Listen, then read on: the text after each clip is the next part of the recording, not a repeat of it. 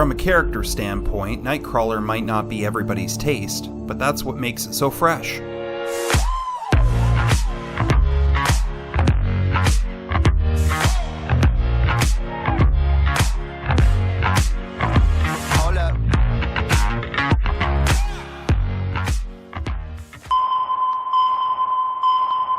Canada be damned. I'm going to the Klondike. The Klondike is Canada.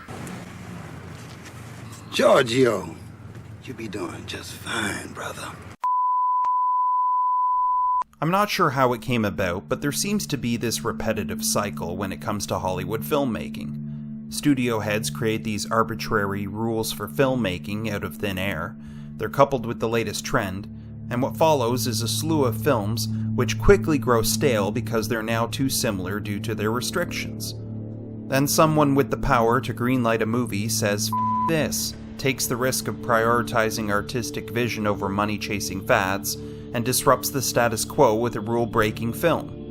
If that film is both successful and popular, it establishes the new rules, and Hollywood emulates it until that is now the trend and the cycle repeats itself. This seems to be what's happening with the modern, waning superhero films, and it's what made films of the 1970s so refreshingly striking.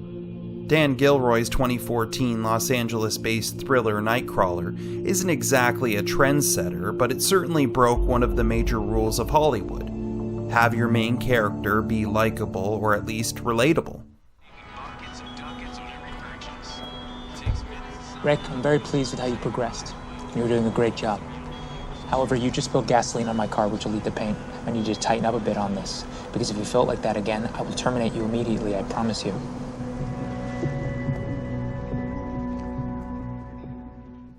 Lou Bloom, Nightcrawler's so-called protagonist, is a lost sociopath played by Jake Gyllenhaal, who's trying to find his place in the world professionally. Fate crosses Lou's path with the world of the Stringer, freelance videographers who record fresh crime scenes and accidents, all for local news outlets.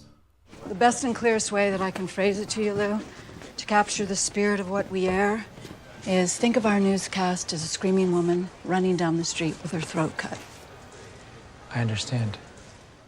This work puts Lou in touch with news producer Nina, played by Rene Russo, his Stringer competition Joe, played by Bill Paxton, and Lou's partner Rick, played by Riz Ahmed, all of whom ruffle Lou's feathers on his ambitious and nefarious rise to the top. You want to be on the inside of this, man, because I'm going to be tag teaming every call. You keep talking like it's something that I may be interested in, but I'm not. I feel like grabbing you by your ears right now and screaming in your face, I'm not interested. From here on, starting now, I want my work to be credited by the anchors and on a burn. The name of my company is Video Production News, a professional news gathering service. That's how it should be read and that's how it should be said. Talk to me, Richard. Talk to me, Richard. What next? Next left coming up.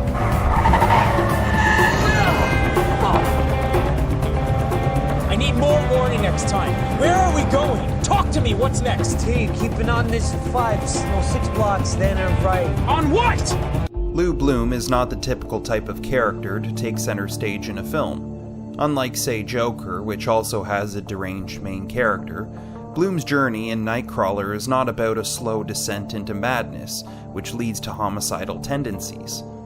In Lou's introductory scene, it's made clear that he's not above getting physical for the wrong reasons. Although he never takes it to the point of murder, it's established immediately that Lou isn't on the expressway to Crazy Town. He's already there. Instead, the journey is more about how Lou bends or breaks the rules in order to get what he wants. How did you get inside the house? The door was open. They allowed you. Well, I heard somebody yell to come in, and when nobody was inside, I left. And the only shot of the couple is through a window. The police were shutting it down. No, I don't like it. Like what? The footage looks like he broke in. There's no close-up of the homeowners, and he's giving us their name off a piece of private correspondence. Excuse me, that's junk mail. Well, I have a problem with that. And how the nature of the news can allow him to flourish in this murky gray zone. How much of this can we show? You mean legally? No, morally. Of course, legally. But it's not just the rules Lou's willing to break.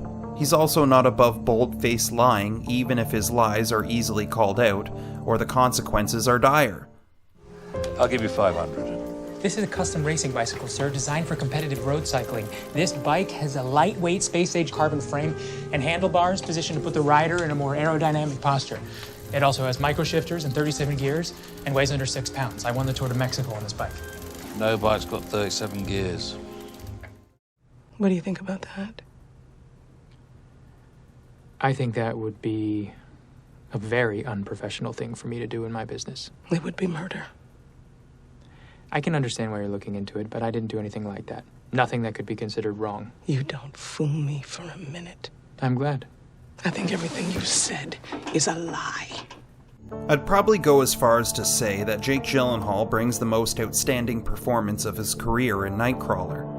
His energy and movements are constrained, even his eyes barely blink, which perfectly sells Lou's sociopathic nature. Yet that's only half of it. It's not simply the dialogue written for Gyllenhaal, but the way in which he delivers it that makes Lou Bloom so compelling and convincing.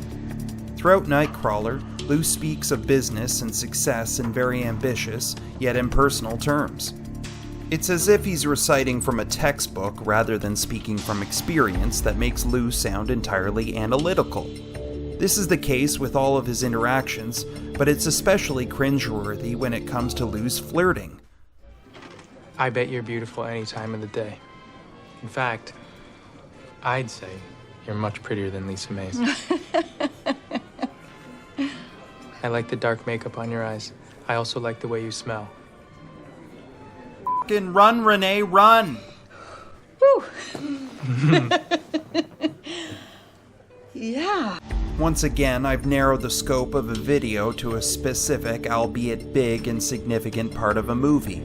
There are aspects of Nightcrawler which I haven't touched upon that are undeniably overshadowed by Gyllenhaal's performance.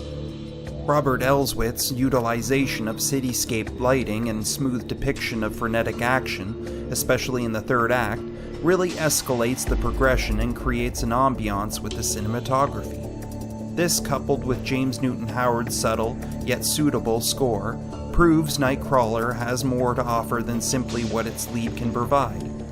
Lou Bloom may not be likable or relatable, but that shouldn't deter you from seeing Nightcrawler, regardless of what Lou says. I like to say that if you're seeing me, you're having the worst day of your life. Nightcrawler is something of a rarity, something of a throwback to a type of film that's far in the rearview mirror. However, it doesn't have to stay that way. These things come and go, and with any luck, good or bad, we might see once again what goes around comes around.